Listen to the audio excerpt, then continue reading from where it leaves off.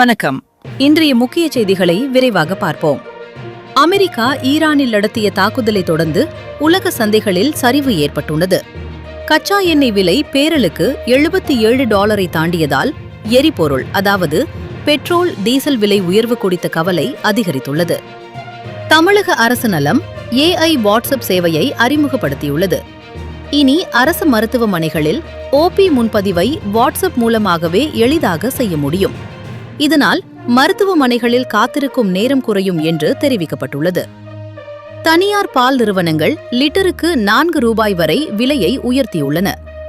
உற்பத்தி செலவுகள் அதிகரித்ததே காரணம் என நிறுவனங்கள் தெரிவித்துள்ள நிலையில் இந்த விலை உயர்வு பொதுமக்களின் மாதாந்திர செலவை மேலும் அதிகரிக்கும் என எதிர்பார்க்கப்படுகிறது.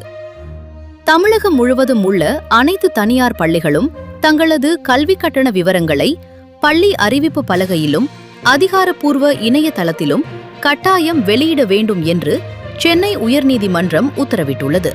இதுபோன்ற உடனடி செய்திகள் மற்றும் முக்கிய அப்டேட்களுக்கு எங்கள் சேனலை சப்ஸ்கிரைப் செய்ய மறக்காதீர்கள். நன்றி.